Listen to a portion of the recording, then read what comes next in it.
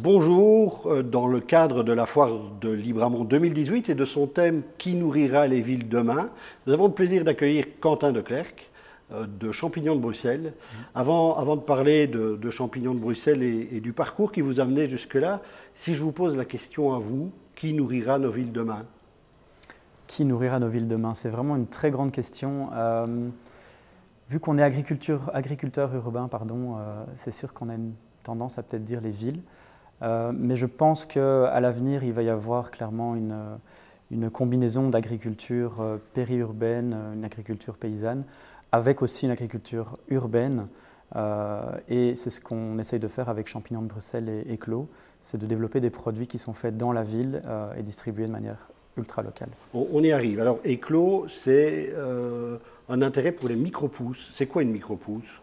Alors, une micro-pousse, donc c'est effectivement ce qu'on fait avec le projet Eclos, c'est une version cressonnette, on va dire, de plein de variétés de plantes comestibles. Donc, on connaît la cressonnette, mais on peut consommer aussi du radis, du tournesol, du pois, du chou rouge, dans cette petite version, et donc on appelle ça une micro-pousse. Vous amenez ça à Champignons de Bruxelles, et puis je pense que c'est en 2016 que ça devient une coopérative? Voilà, Champignons de Bruxelles a été établi comme coopérative en 2016. Et Eclos a rejoint le projet en mai 2018, donc c'est tout récent. Et quel est votre rôle dans cette coopérative? Donc moi j'ai rejoint le projet de Champignons de Bruxelles comme associé là en mai, mais maintenant je m'occupe de toute la communication des deux projets. Puis voilà. Et Champignons de Bruxelles, vous faites des champignons à base de déchets de bière en fait, de drèches voilà, de bière. tout à fait. Donc l'idée de Champignons de Bruxelles, c'est de l'économie circulaire. Et donc on essaye de produire une alimentation saine sur base de déchets de ville, donc de revaloriser les déchets de la ville. Donc on a un partenariat avec Cantillon, parce qu'on fait des champignons qui sont bio, donc on a une matière première qui doit être bio aussi. Et donc voilà. Micro-pousses, champignons à base de déchets de bière. Quelle est la réalité économique d'une activité comme celle-là?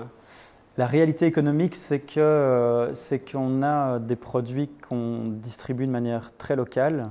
Ça reste des produits quand même très niches et c'est très difficile d'arriver à compétitionner avec des gros producteurs de champignons qui produisent à moindre coût et qui exportent, qu'on importe ici en Belgique. Qui sont vos clients? Les clients, on est chez pas mal de distributeurs, on est dans pas mal de magasins bio de la ville aussi, bio ou non bio aussi, donc on pas mal de restaurants aussi en direct. C'est essentiellement des clients à Bruxelles, mais on est un petit peu en dehors aussi. Ah, actuellement, c'est votre job? C'est mon job, ouais. Et vous êtes plusieurs à travailler? On est 6. Ok, donc on peut parler de 6 emplois qui existent. Voilà. Comment voyez-vous votre futur? Alors mon futur, je l'espère, sera encore dans la coopérative dans 10 ou 15 ans. Après, il y a la réalité économique qui fait qu'on tâtonne encore dans l'agriculture urbaine. Donc je ne connais pas encore un projet qui peut se dire rentable aujourd'hui.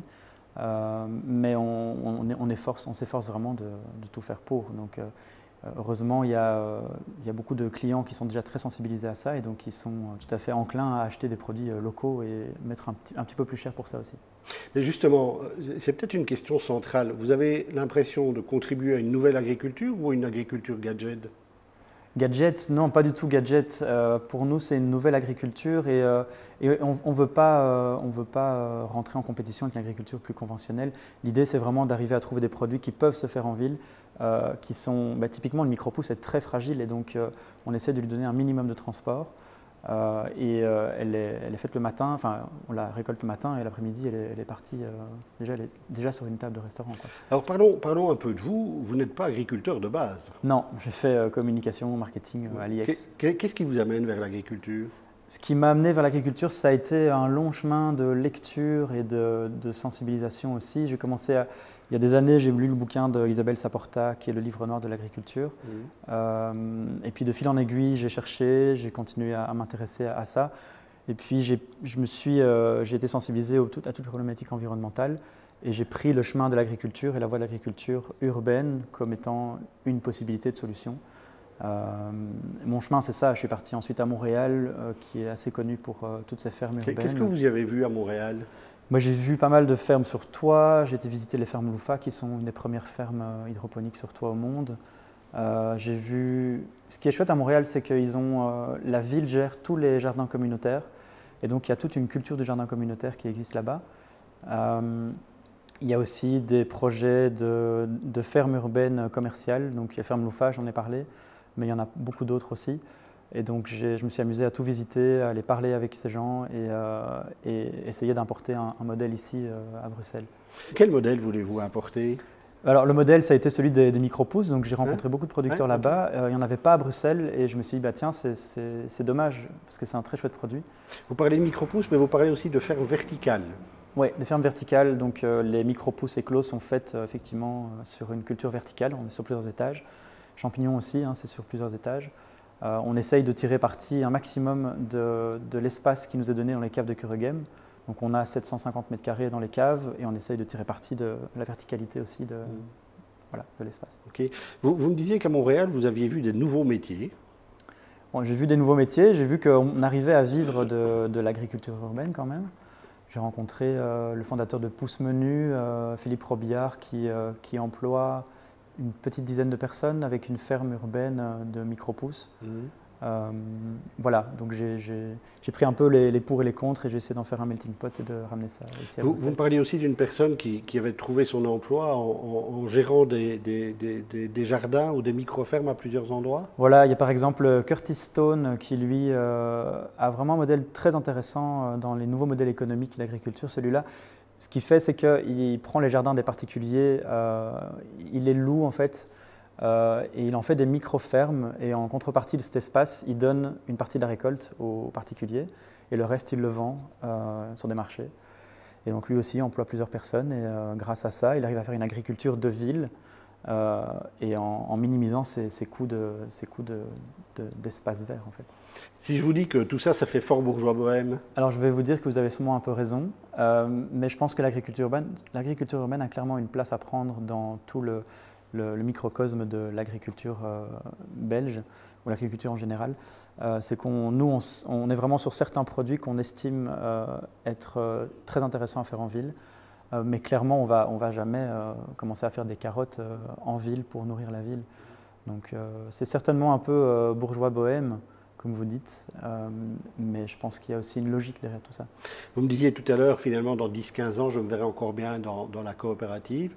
On fait un voyage de 15 ans dans le temps, qu'est-ce qui se passe? Dans 15 ans, j'espère qu'on arrivera à développer de nouveaux produits, qu'on aura étendu la production aussi, qu'on arrivera à faire plus de champignons, plus de micro-pousses, plus d'autres produits aussi, diversifier l'offre, je pense que ça c'est intéressant. Et de quoi rêvez-vous pour vous? Je vais plutôt parler pour le projet. Ce que je rêve pour le projet, c'est vraiment d'augmenter l'idée de l'économie circulaire. Et c'est d'avoir d'autres projets qui se greffent à la coopérative et qui ont chacun un lien entre eux. Vous venez à Libramont pour la première fois. Ouais. Qu'est-ce que vous vous êtes dit en partant ce matin? Je me suis dit, en partant ce matin, j'étais très curieux de voir à quoi ça allait ressembler. Je ne m'attendais pas à ce que ce soit aussi grand. Je n'ai pas encore eu le temps de faire un tour, mais dès que le stand sera clôturé, on va aller faire ça. Pour vous, quelle est l'image de la foire de Libramont? L'image de la foire de Libramont, c'est une agriculture très terre-à-terre. Je suis très content qu'on arrive à présenter aussi une agriculture qui est peut-être un peu plus dans les airs, une agriculture verticale. Parce que je pense que c'est aussi une des solutions d'avenir. Donc c'est très intéressant qu'on puisse avoir les deux mondes qui cohabitent. Comme vous venez pour la première fois cette année, on vous reverra l'an prochain? Tout à fait. Pour quelle raison? Pour continuer à montrer l'agriculture verticale et ce qu'on fait à Bruxelles. Merci beaucoup Quentin Declercq. Merci à vous de nous avoir accompagnés à la rencontre de Quentin Declercq de Champignons de Bruxelles.